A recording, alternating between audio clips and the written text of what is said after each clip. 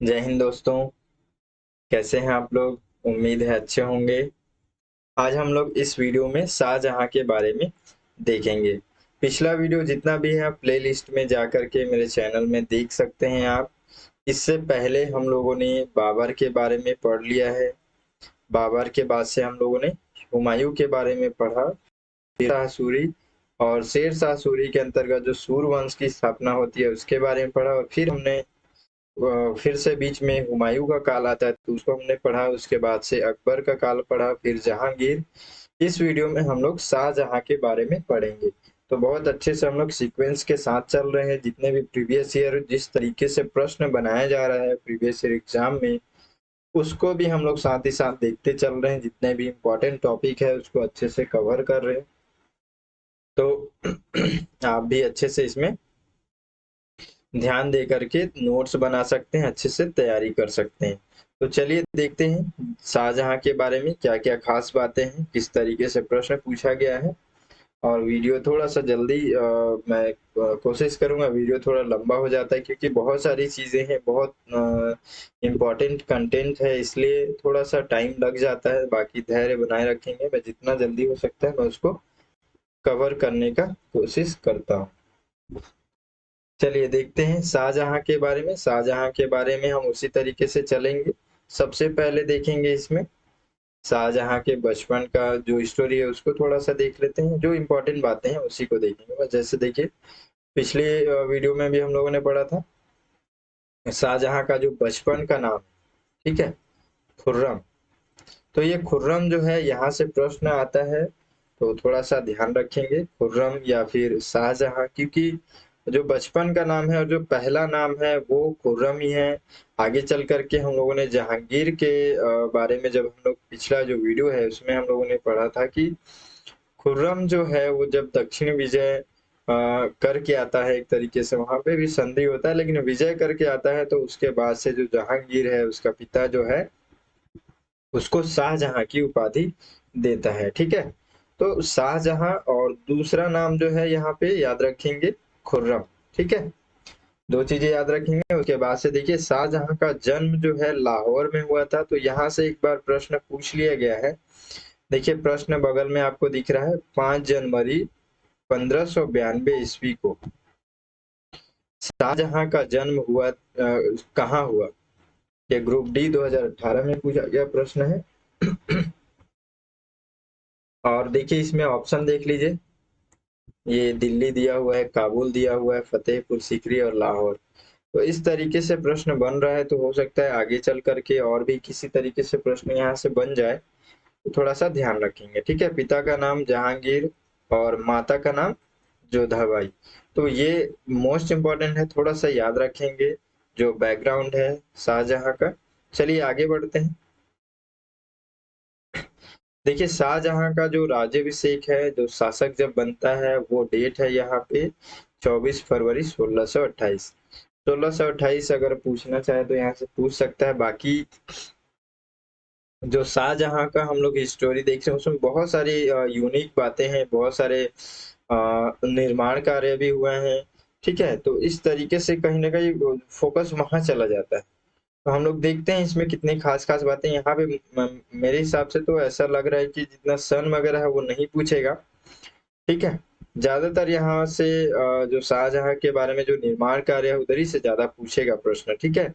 और जैसे यहाँ पे हम लोग देखते हैं जो मुमताज महल है, जिसके नाम पे आगे चल करके जिसके याद में ताजमहल का निर्माण करवाता है शाहजहां। तो ये सब ज्यादा इम्पोर्टेंट। चलिए देखते हैं, आगे देखते हैं। जब ये राज्याभिषेक इसका होता है, जब वो शासक बनता है, ठीक है, तब उस समय ये खुद अपना एक उपाधि धारण करता है, अबुल मुजफ्फर शहाबुद्दीन मोहम्मद साहिब किरण सानी, ठीक है। तो ये थोड़ा सा याद रख लेंगे इसको भी, यहाँ पे लास्ट बस याद रख लेंगे किरण सानी। इतने में भी अगर आपको याद रहेगा तो आप आंसर दे सकते हैं। वैसे यहाँ से प्रश्न तो नहीं पूछा गया है। देखिए आगे देखते हैं हम लोग जहांगीर की जो पत्नी है, ठीक है, कौन थी पत्नी जहांगीर की? नूरजहां, ठीक है। हम लोग देखे थे नूरजहां जो विधवा रहती है, ठीक है। तो ये जो नूरजहां है, नूरजहां का भाई जो है आसफ खां, हम लोग इसको देखे थे जहांगीर का, जब हम लोग जहांगीर के बारे में जब हम लोग पढ़ रहे थे तब। तो जो आसफ खां है, नूरजहां का भाई आसफ खां, उसी की पुत्री रहती है अर्जुमन बानो बेगम, ठीक है। और इसी से शाहजहां का शादी हुआ रहता है। आगे चल करके इसका नाम क्या रखता है, मुमताज महल। तो यहाँ पे याद रखेंगे मुमताज महल या फिर अर्जुमन बानो बेगम, ये जो दोनों नाम है एक ही है, ठीक है। देखिए यहाँ पे एक प्रश्न बना हुआ है, अर्जुमन बानो बेगम को अन्य किस नाम से जाना जाता है, ठीक है। ये यूपी पीसीएस 2018 में पूछा गया प्रश्न है, तो इस तरीके से प्रश्न बन रहा है, ठीक है। देखिए मेहरुन्निसा, ये लाडली बेगम, मुमताज महल, रोशन आरा, ठीक है। तो थोड़ा सा ध्यान रखेंगे, इस तरीके से प्रश्न बन रहा है, थोड़ा सा फोकस करके देखिए यहाँ पे। ये सब ये जो नाम जो है यहाँ पे, उपाधि जो है, थोड़ा सा ध्यान रखेंगे। अगर आपको थोड़ा भी ध्यान रखते हैं तो एग्जाम में जब भी आपको जो ऑप्शन आएगा उसमें आपको कंफ्यूजन नहीं होगा। चलिए आगे देखते हैं। विवाह के बारे में ही हम लोग और भी देख रहे हैं, जैसे यहाँ पे मुमताज महल से विवाह हुआ, उसके बाद से, ठीक है। मुमताज महल के मतलब इनके ये 14 बच्चे थे, ठीक है। इस तरीके से इतिहास में बताया जाता है। इनके 14 बच्चे थे, जिसमें से 7 बच्चे की तो मृत्यु हो गई है ना, जन्म के समय में ही, आसपास में। और 7 बच्चे जो जीवित बचे थे, उसमें से 4 पुत्र थे और 3 पुत्रियां थी, ठीक है। अब यहाँ पे हम लोग देखते हैं कि थोड़ा सा स्टोरी यहाँ पे समझते हैं कि जब 7वां जो बच्चा है, जो अंतिम जो बच्चा है, ठीक है, 14 बच्चे हुए हैं ये मुमताज महल के। तो जो लास्ट जो बच्चा होता है, उसके होते समय, उसी समय प्रसव पीड़ा के दौरान, जो ये अर्जुमन बानो बेगम है, या फिर हम लोग इसी को मुमताज महल के नाम से भी जान रहे हैं, तो हम लोग उसको थोड़ा सा ध्यान रखेंगे कि यहाँ पे क्या होता है कि जो आखिरी जो बच्चा है वो होते समय, उसी समय प्रसव पीड़ा के दौरान इसका मृत्यु हो जाता है, ठीक है। ये अर्जुमन बानो बेगम, इनका मृत्यु हो जाता है। मृत्यु होने, ये डेट याद रखेंगे 1631 ईस्वी के आसपास, ठीक है। तो उस समय मृत्यु हो जाता है, और उसी समय फिर उसी के शोक में, ठीक है, मुमताज मुमताज के मतलब शोक में जो है, शाहजहां जो है ताजमहल का निर्माण करवाता है। तो इस तरीके से ताजमहल का निर्माण होता है। तो थोड़ा सा इसको ध्यान रख लेंगे, स्टोरी याद रखेंगे तो ज्यादा लंबे समय तक याद रहता है, ठीक है। अब जो यहाँ पे 4 बच्चे जो जीवित थे, सॉरी 7 बच्चे जो जीवित थे, उसमें से 4 जो पुत्र थे और पुत्रियां थी, उनको हम लोग यहाँ पे देखेंगे। देखिए पुत्र यहाँ पे देखिए, दारा शिको, ठीक है, औरंगजेब, मुराद बख्श और शाह सुजा। उसी तरीके से यहाँ पुत्रियों को देखते हैं, ये जहां आरा, रोशन आरा और गोहन आरा। ये जो पुत्र हैं चारों, इनको ध्यान रखना है कि इन्हीं से पूरा उत्तराधिकार का पूरा स्टोरी वगैरह सब इन्हीं से बनता है, ठीक है। तो थोड़ा ध्यान रखेंगे। आगे बढ़ते हम लोग। देखिए यहाँ पे अब हम लोग शाहजहां के बारे में थोड़ा सा देख लेते हैं कि प्रारंभिक जीवन, इनका युद्ध, संघर्ष, जो विरोध वगैरह जो होता है, उन्हीं सब चीजों को हम लोग को यहाँ पे देखना है। तो हम लोग जहांगीर का के बारे में जब हम लोग पढ़ रहे थे, उसी वीडियो में हम लोगों ने देखा था कि जो शाहजहां है वो 2 युद्ध उस समय भी करता है, ठीक है, जहांगीर के काल में। पहला एक होता है मेवाड़ का युद्ध, ठीक है। तो मेवाड़ के युद्ध में हम लोग देखे कि अमर सिंह को उस समय वो संधि के लिए मजबूर करता है।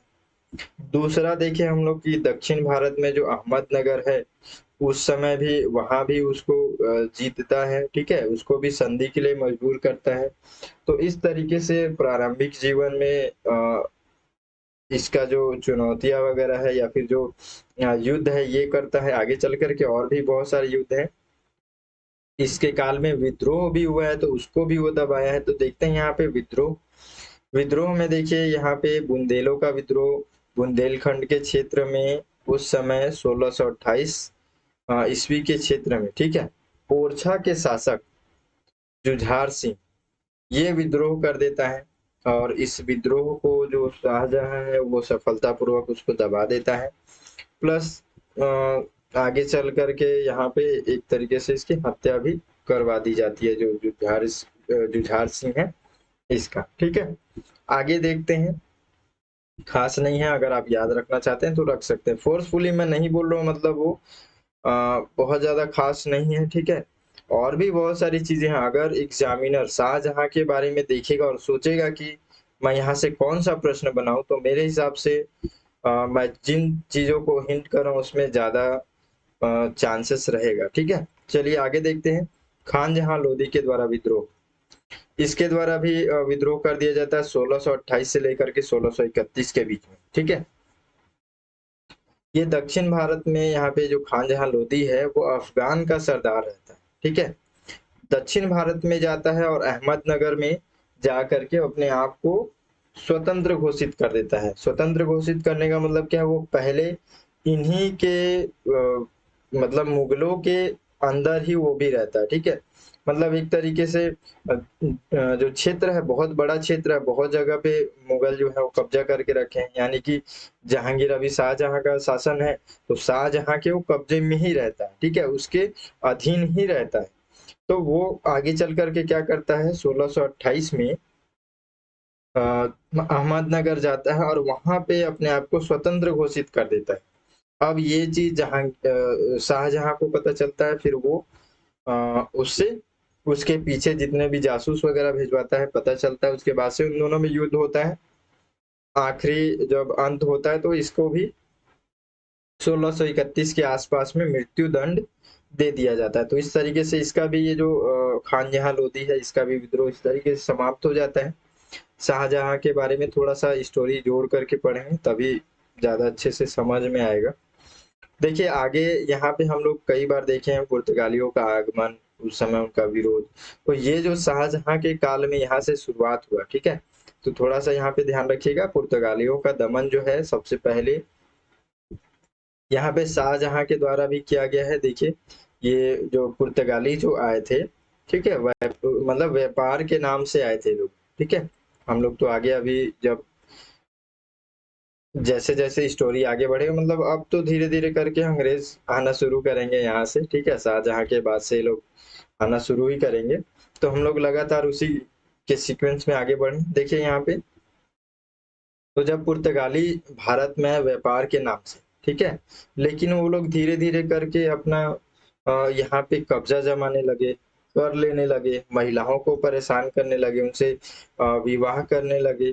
तो इस तरीके से पुर्तगाली जो है अपना धार्मिक प्रचार प्रसार भी, ईसाई धर्म भी ये लोग बहुत ज्यादा बढ़ाने लगे, ठीक है। वैवाहिक संबंध देखिए ना, बहुत ज्यादा ये लोग इस तरीके से भी इनका एक रणनीति होता था कि यहाँ भारत की महिलाओं से भी शादी करेंगे, वैवाहिक संबंध बनाएंगे और धीरे धीरे करके करते करते उनको भी ईसाई धर्म में ले लेंगे। तो इस तरीके से ये लोग अपना रणनीति बना करके आगे बढ़ते हैं। और फिर जब पता चलता है शाहजहां को ये सब बात, तब वो क्या करता है, बंगाल में सूबेदार है उसका कासिम खां, ठीक है।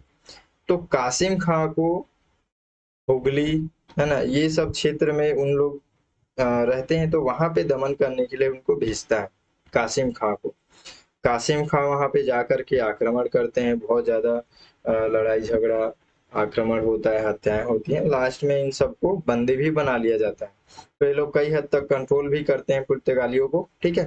तो इस तरीके से याद रखेंगे 1632 के आसपास, ठीक है, पुर्तगालियों का भी दमन शाहजहां के द्वारा किया गया था। आगे देखते हैं। देखिए यहाँ पे सिख संप्रदाय के साथ भी इनका बहुत बार मतभेद संघर्ष चलता रहा है। तो हम लोग जहांगीर के काल में देखे थे कि जो अर्जुन देव है, ठीक है, अर्जुन देव जो है इनकी हत्या करवा दी जाती है। तो जहांगीर के काल में ये होता है, तो इनमें लगातार फिर बीच में संघर्ष चलता रहता है। आगे चल करके हरगोविंद सिख जो है, ये जो हरगोविंद है ये सिखों के ये भी गुरु हैं। तो ये जो मुगलों का जितना भी यहाँ पे शासन है वो स्वीकार नहीं करते। तो इस कारण से क्या होता है कि इन लोगों में लगातार बीच में संघर्ष चलता रहता है। तो ये शाहजहां जो है इनका भी विद्रोह को एक तरीके से लगातार इनसे इनमें भी संघर्ष उसका जारी रहता है प्रारंभिक जीवन काल में, ठीक है। आगे देखते हैं हम लोग। दक्षिण अभियान में भी अपना धीरे धीरे आंदोलन करते हुए आगे जाता है। धीरे धीरे जितने भी यहाँ पे उसका साम्राज्य धीरे धीरे विस्तार करने का जो प्लानिंग है उस हिसाब से करते हुए ये गोलकुंडा बीजापुर के क्षेत्र में भी आगे बढ़ता है। ठीक है, लेकिन वहां पे क्या होता है कि जो इसकी पत्नी है अर्जुमंद बानो बेगम, ठीक है, मुमताज महल, तो ये जो है उसी समय उसकी यहाँ पे मृत्यु हो जाती है। बताया था ना, जो लास्ट जो अ, बच्चा जो है जन्म के समय प्रसव पीड़ा से उसकी मृत्यु हो जाती है। तो उस समय क्या होता है कि ये जो शाहजहां जो है वो यहाँ पे एक तरीके से मानसिक स्थिति से मतलब जूझता रहता है, तो इसलिए सही तरीके से यहाँ पे लड़ नहीं पाता है। गोलकुंडा युद्ध के लिए आगे जाता है वहां पे, लेकिन फिर से वापस आ जाता है, तो इस तरीके से थोड़ा सा यहाँ पे विचलित रहता है। ठीक है, तो जो गोलकुंडा का बीजापुर का जो क्षेत्र है उस जगह पे तो अच्छे से वो अपना शासन स्थापित नहीं कर पाता है। लेकिन अहमदनगर जो मैं बता रहा हूँ इस समय यहाँ पे भी 2-3 बार युद्ध होता है। ठीक है, बीच में संधि भी होता है, उसके बाद फिर से युद्ध होता है, और आखिरी में जो शाहजहां जो है यहाँ पे शाहजहां का भी पूर्ण अपना विजय हो जाता है उसको। ठीक है, पूर्ण रूप से जो अहमदनगर पे शासन हो जाता है शाहजहां का। ठीक है, तो इस तरीके से उसका दक्षिण क्षेत्र में बस अहमदनगर में ही हो पाता है, गोलकुंडा बीजापुर पे ये पूरी तरीके से अपना विजय स्थापित नहीं कर पाता। आगे देखते हैं, चलिए। देखिए थोड़ा सा ये उत्तर की ओर ये उत्तरी क्षेत्र यहाँ पे मैप में आप देख रहे हैं, ये गांधार का जो क्षेत्र है। ठीक है, इस क्षेत्र में भी अपना साम्राज्य विस्तार करने का प्रयास करता है शाहजहां। ठीक है, क्योंकि ये जो क्षेत्र है ना यहीं से एक तरीके से ना ये द्वार है, रास्ता है, ठीक है, भारत में एंटर करने का। तो यहाँ से जितने भी फारसी, ईरानी, ये सब जितने लोग इधर के क्षेत्र के लोग, पश्चिम के क्षेत्र लोग हैं, यहीं से ये लोग एंटर करते थे।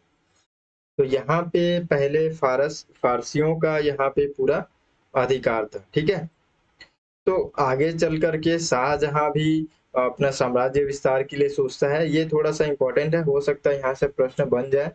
तो शाहजहां जो है वो जो कांधार पे इस जगह पे हमला करता है, फारसियों को यहाँ से भगाता है, विजय प्राप्त करता है और इस क्षेत्र को अपने साम्राज्य में भी मिला लेता है। ठीक है, तो इस तरीके से यहाँ पे ध्यान रखेंगे कांधार अभियान शाहजहां के द्वारा चलाया गया था। ठीक है, चलिए आगे देखते हैं। अभी बहुत सारे टॉपिक्स हैं। ठीक है, अब यहाँ से शुरू होगा उत्तराधिकार का युद्ध।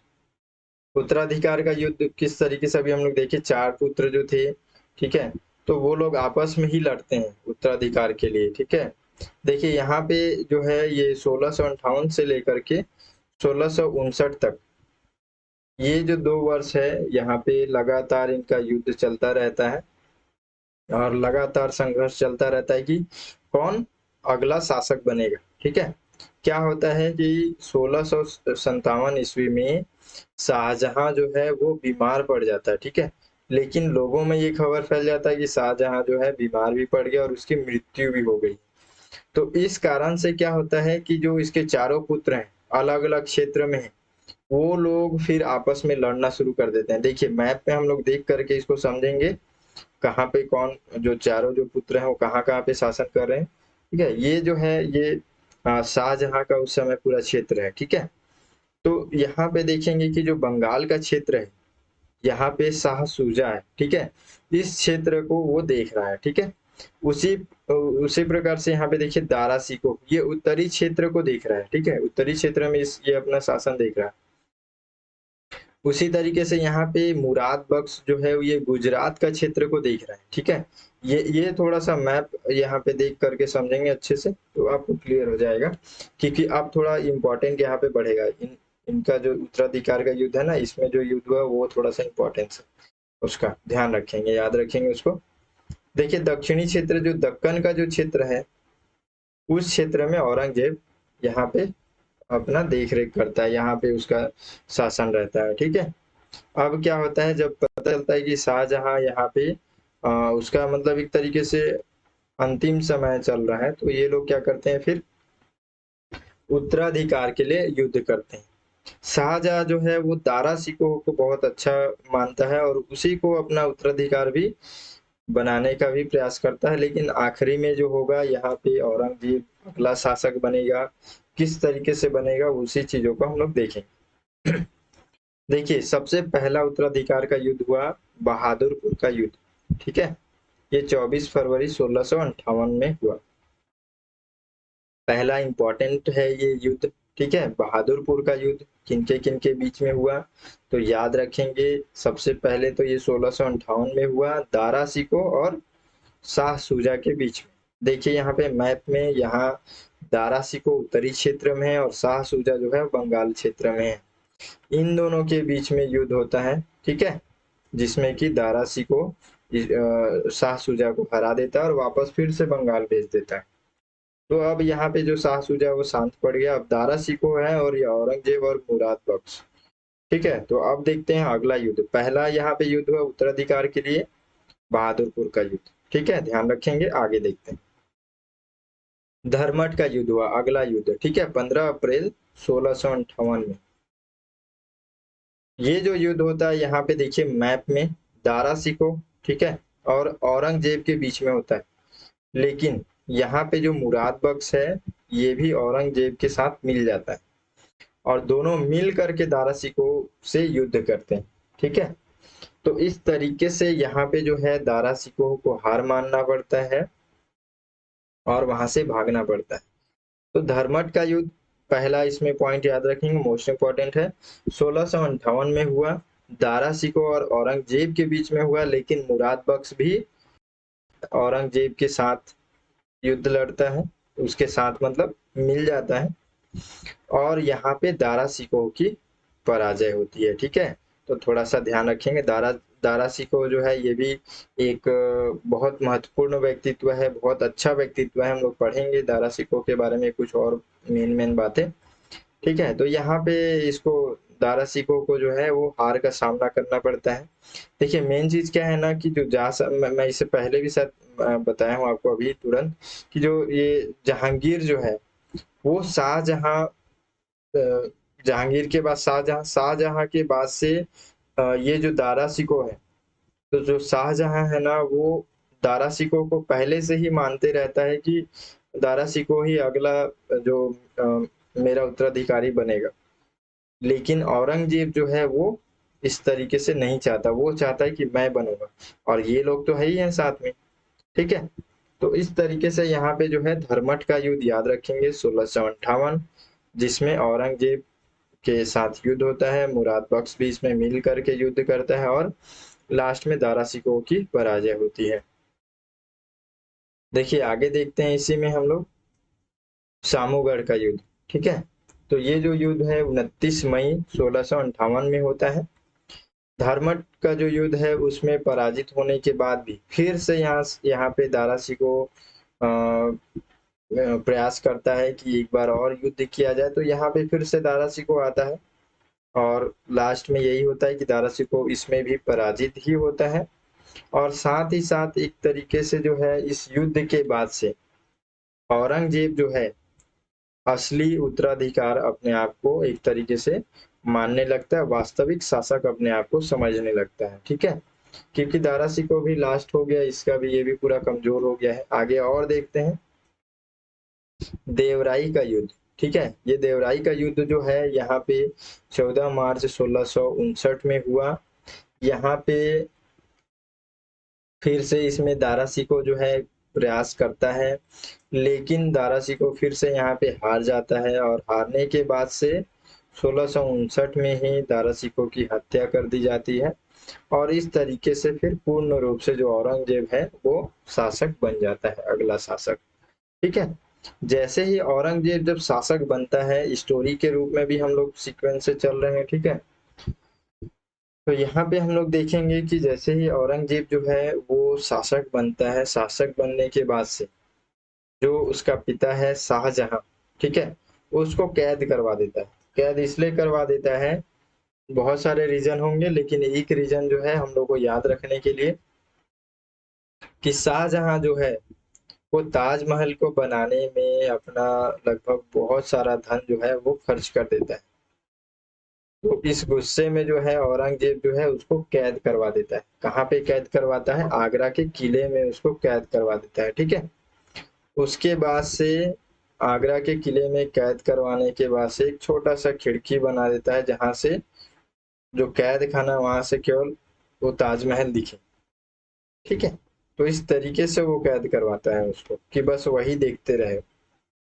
और आखिरी में लास्ट में इसी तरीके से होते हुए जो शाहजहां भी है, इसकी भी यहाँ पे 1666 ईस्वी में मृत्यु हो जाती है।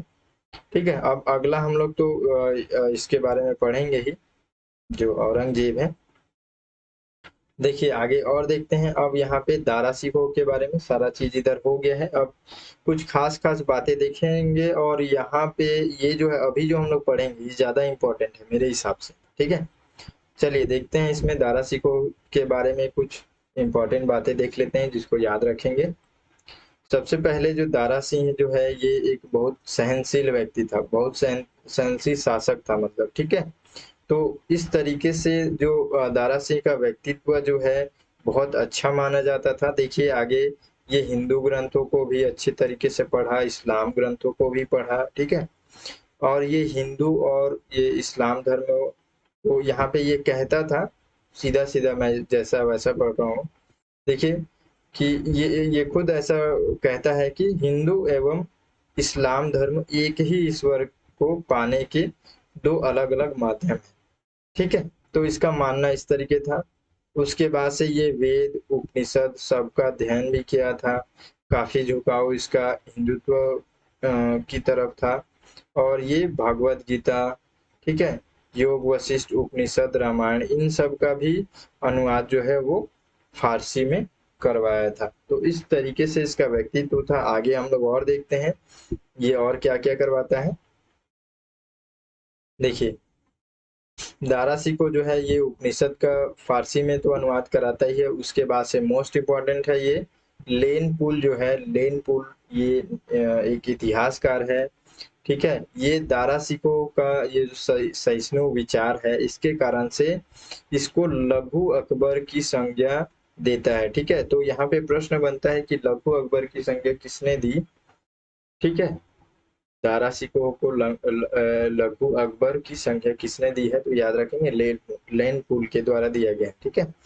देखिए आगे, शाहजहां जो है वो यहाँ पे दारा सिकोह के व्यक्तित्व से प्रभावित होकर के वो खुद भी एक और अलग से इसको उपाधि देता है, जिसको यहाँ पे शाह बुलंद इकबाल कहा कहते हैं। ठीक है। तो ये जो उपाधि है इसको याद रखेंगे, शाह बुलंद इकबाल। ये अगर हम लोग पूछें इस तरीके से, अगर प्रश्न बनता है कि ये उपाधि किसका है, तो याद रखेंगे दारा सिकोह का। ठीक है।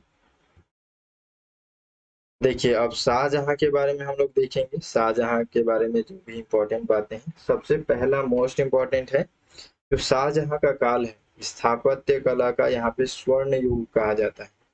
मोस्ट इम्पोर्टेंट है। ठीक है। यही सब चीजें हैं बीच बीच में जो उलट पलट के जो एग्जामिनर से पूछते रहते हैं। ठीक है। तो ध्यान रखेंगे जो शाहजहां का काल है स्थापत्य कला का स्वर्ण युग है। ठीक है। देखिए एक प्रश्न यहाँ से बना हुआ है, निम्नलिखित में से किस शासक के शासन काल में स्थापत्य कला का स्वर्णिम युग कहा जाता है? ये एसएससी एमटीएस 2018 में पूछा गया प्रश्न है। ठीक है। तो इस तरीके से प्रश्न बना हुआ है। यहाँ पे ऑप्शन है तो आपको बताने की जरूरत नहीं है, तो सामने दिख रहा है। मैं बस ये बता रहा हूँ कि यहाँ से किस तरीके से प्रश्न बना है। ठीक है। आगे देखते हैं।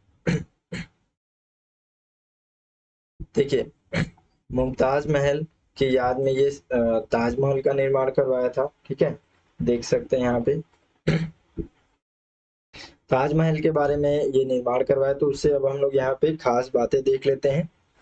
उस्ताद ईसा, ठीक है, ये जो है ये ताजमहल का रूपरेखा तैयार किया था। ठीक है। तो हो सकता है आगे कभी भी यहाँ से प्रश्न बने। ठीक है। तो उस्ताद ईसा के द्वारा जो है ताजमहल का रूपरेखा तैयार किया गया है। और ताजमहल का निर्माण करने वाला जो मुख्य स्थापत्य कलाकार जो है ये है ये उस्ताद अहमद लाहौरी। ठीक है। ध्यान रखेंगे। आगे देखते हैं कि ये जो ताजमहल जो है वो लगभग 22 वर्षों के बाद बन करके तैयार हुआ था, मतलब 22 साल इसमें समय लगा था। ताजमहल को बनाने में जो संगमरमर का जो उपयोग किया गया था ना, वो राजस्थान के मकराना क्षेत्र जो है वहां से लाया गया था, और ये पूर्ण रूप से सफेद संगमरमर से बनाया गया था, इसका उपयोग किया गया था बनाने में। ठीक है, देख रहे हैं पूरा सफेद जो दिख रहा है वो इसी कारण से दिख रहा है। ठीक है, तो इस तरीके से ये ताजमहल के बारे में ध्यान रखेंगे। ये सब मोस्ट इम्पोर्टेंट है, बहुत ज्यादा इधर से प्रश्न बनता है। ठीक है, देखिए आगे यहाँ पे देखते हैं।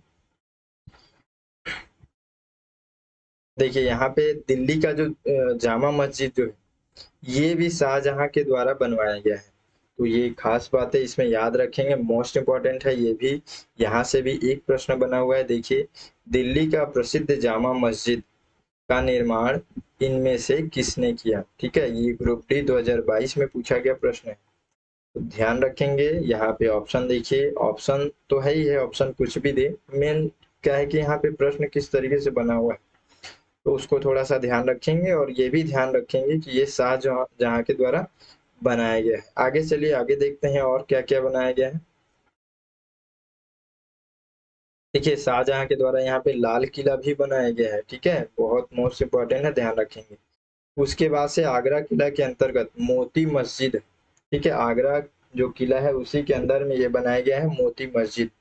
तो ये भी शाहजहां के द्वारा बनाया गया है। तो इतने खास खास चीजें जो है यहाँ पे शाहजहां के शासन काल में हम लोग को देखने को मिला है। तो बहुत ज्यादा इम्पोर्टेंट है, ध्यान रखेंगे। आगे देखते हैं। देखिए यहाँ पे मयूर सिंहासन, ठीक है, मयूर सिंहासन यानी कि वहां पे जो है शाहजहां को मतलब एक बैठने का स्थान, वो मयूर सिंहासन के नाम से जाना जाता है। और ये जो मयूर सिंहासन जो है वो, उसका खास बात ये है कि वो पूरा मतलब उसमें हीरा भी लगा हुआ है, जो कोहिनूर हीरा हम लोग कई बार चर्चे में आता है ना, वो भी यहाँ पे इसमें लगा हुआ है। पूरा सोना चांदी हीरा मोती ये सब जितना है सब उसमें लगा करके रखे हुए थे। कल्पना नहीं कर सकते कि उस समय ये लोग ये बैठने के स्थान में इतना कीमती कीमती चीजों का यूज करते थे। ठीक है, तो उस समय का स्थिति कैसा होगा, अ, थोड़ा बहुत कल्पना कर सकते हैं। ठीक है, चलिए देखते हैं, आगे पढ़ते हैं क्या है इसमें।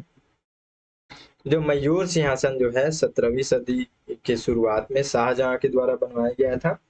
और ये जो भारत में मुगल सम्राटों का ये एक तरीके से आसन था। दिल्ली के लाल किले में एक दीवाने खास करके स्थान है। ठीक है, अलग अलग नाम रहता था जगह का, स्थान का, कमरे का। तो वहां पे ये मयूर सिंहासन को रखा गया था। देखिए इसमें सोने जवाहरात जो भी चीजें सभी को उसमें उसी से मतलब सजा करके उसको बनाया गया था। ठीक है, उसमें सीढ़ियां भी थी, यहाँ पे देखिए सीढ़ी भी दिख रहा है ये। ठीक है, तो इस तरीके से मयूर सिंहासन है। देखिए आगे यहाँ पे क्या होता है कि जो मयूर सिंहासन है, यहाँ से एक प्रश्न बना हुआ है कि जो कोहिनूर हीरा जो है वो भी इसी में लगा हुआ था। और 1739 में नादिर शाह आता है, हम लोग आगे देखेंगे ये सब भी चीज। तो नादिर शाह आता है, उसी समय भारत पे जो हमला करने के लिए आता है, उसको भी यही सब चीज पता चलता है कि भारत में काफी कीमती कीमती चीजें जो हैं लोग उस पे बैठते हैं, वहाँ इज्जत नहीं है। तो इसलिए हो सकता है कि जो नादिर शाह है युद्ध करने के लिए आता है, मतलब भारत में आक्रमण करता है, हमला करता है और बहुत सारा चीज लूट करके ले करके चला जाता है। उसी में जो ये कोहिनूर हीरा है, मतलब ये पूरा उसका सिंहासन ही लेकर के वो चला जाता है। ठीक है, तो देखिए यहाँ से एक प्रश्न बना हुआ है। विश्व का सबसे महंगा कोहिनूर हीरा शाहजहां ने कहाँ लगवाया था? ठीक है, एनटीपीसी 2021 में पूछा गया प्रश्न है। तो देखिए यहाँ पे दिख रहा है आपको, मोती मस्जिद, ताजमहल, मयूर सिंहासन, लाल किला। तो इस तरीके से प्रश्न बना हुआ है। ठीक है, ध्यान रखेंगे, इस तरीके से प्रश्न आगे भी बन सकता है। चलिए आगे देखते हैं। शाहजहां ने यहाँ पे देखिए, शाहजहां ने 1638 में जो अपना राजधानी है आगरा, ठीक है, तो आगरा से उसको दिल्ली लेकर के जाता है। साथ ही साथ जो यमुना नदी के किनारे जो है शाहजहानाबाद, ये भी यहाँ मतलब ये भी उस ये उस जगह को बसाता है, यानी कि उसका नींव डालता है। ठीक है, तो शाहजहानाबाद किसने बसाया था, इस तरीके से अगर प्रश्न पूछा जाता है तो आप ध्यान रखेंगे शाहजहां के द्वारा। ठीक है, शाहजहां के दरबार में प्रमुख चित्रकार देखिए यहाँ पे ये लोग भी हैं, मोहम्मद फकीर और मीर हासिम। तो ये दो लोगों का नाम अगर चित्रकला से पूछा जाता है तो हालांकि चित्रकला जो है हम लोग पिछला जो वीडियो है जहांगीर का उसमें हम लोगों ने देख लिया था, उसके शासनकाल में काफी जो मतलब चित्रकला का स्वर्ण युग है। तो इस तरीके से हम लोग इसमें ध्यान नहीं देंगे तो भी चलेगा। यहाँ पे हम लोग को स्थापत्य कला है उसी को देखना है सबसे ज्यादा। देखिए यहाँ पे शाहजहां के समय में जो संगीतज्ञ थे, ठीक है, वो लोगों का भी नाम है यहाँ पे। एक लाल खां थे और एक थे सॉरी जो जो संगीतज्ञ जो है यहाँ पे लाल खां के नाम से जो है, ये मोस्ट इम्पोर्टेंट है, ठीक है। मैं ध्यान नहीं दे पाता लेकिन ये मोस्ट इम्पोर्टेंट है, यहाँ से भी एक प्रश्न बना हुआ है। तो जो लाल खां थे संगीतज्ञ, ठीक है, इनको शाहजहां के द्वारा गुण समंदर की उपाधि दी गई थी, ठीक है, गुण समंदर। तो एक प्रश्न यहाँ पे बना हुआ है, देखिए निम्नलिखित में से किसे शाहजहां ने गुण समंदर की उपाधि दी थी, ठीक है। एसएससी 2020 में ये प्रश्न पूछा गया है। तो लाल खां का व्यक्तित्व उस तरीके से संगीतज्ञ हैं तभी यहाँ से प्रश्न बना है, तो लाल खां के बारे में याद रखेंगे। अगला प्रश्न इस तरीके से बन सकता है कि लाल खां प्रसिद्ध संगीतज्ञ लाल खां किनके दरबार में उपस्थित थे, तो याद रखेंगे शाहजहां के दरबार में, ठीक है। देखिए आगे देखते हैं, यहाँ पे शाहजहां ने जो है सिजदा और पापोश प्रथा जो है यहाँ पे बंद करवाया था। सिजदा देखेंगे सर झुकाना, ठीक है, पैरों को चूमना, तो इस तरीके से जो चीज था ये जो है, ये जो प्रथा का शाहजहां के द्वारा इसको बंद करवाया गया। लेकिन शाहजहां के द्वारा यहाँ पे तीर्थ यात्रा पर फिर से कर लगाना शुरू कर दिया था। यहाँ पे एक और प्रश्न बनता है, देखिए याद रखेंगे, ये कविंद्राचार्य जो हैं इनके मतलब ये क्या करते हैं, एक आंदोलन का संग करते हैं या फिर जो शाहजहां शासक जो है उससे मिल करके ये जो बातें यहाँ पे जो है, ये जो यात्रा कर लग रहा है बनारस और इलाहाबाद में जो है, यहाँ पे ये जो यात्रा कर जो है इसको बंद करवा देते हैं। इस क्षेत्र में तीर्थ यात्रा कर नहीं लगता। तो इस तरीके से ये एक चर्चित है यहाँ पे शाहजहां के इतिहास में। यहाँ से प्रश्न बनता है, देखिए यहाँ से एक प्रश्न बना हुआ है कि बनारस एवं इलाहाबाद के तीर्थ यात्रा कर की समाप्ति के लिए किसने मुगल बादशाह के सामने बनारस के पंडितों का नेतृत्व किया था, ठीक है। ये बीपीएससी 2020 में पूछा गया प्रश्न है। तो इस तरीके से भी प्रश्न बन रहा है, तो ये छोटा छोटा सा चीज मोस्ट इंपॉर्टेंट है, ध्यान रखेंगे, ठीक है। तो इस तरीके से ये जो है हम लोगों ने इसमें जितना भी इम्पोर्टेंट चीजें थी वो सारी चीजों को हम लोगों ने देख लिया है। अच्छे से आप जितना भी यहाँ पे आप देखे हैं, जितने भी इम्पोर्टेंट टॉपिक है वो सारा आप अगर अच्छे से नोट्स बना लेंगे तो बहुत अच्छे से आपका तैयारी हो जाएगा। भरोसा करके आप थोड़ा सा धैर्य रख करके अगर आप यहाँ तक वीडियो देखें तो बहुत बहुत बहुत धन्यवाद आपका। आपको बहुत अच्छे से अगर समझ में भी आप थोड़ा सा आप भी एफर्ट करेंगे तो आपको बहुत अच्छे से समझ में आएगा, याद रहेगा। जो जो चीजें फोकस पॉइंट है, आपको फोकस के लिए मैं बगल में क्वेश्चन रखा हूँ ताकि आपको इम्पोर्टेंट बातें यहाँ से पता चल जाए कि कौन सी ऐसी जगह है, कौन सा ऐसा अपना हिस्ट्री में कौन सा ऐसा टॉपिक है जो बहुत ज्यादा इम्पोर्टेंट है, ठीक है। तो उसके लिए मैं आपको हाईलाइट करके भी रखा हुआ हूँ। तो इस तरीके से आप बहुत अच्छे से अपना तैयारी कर सकते हैं। चलिए मिलते हैं अगले वीडियो में, तब तक के लिए जय हिंद।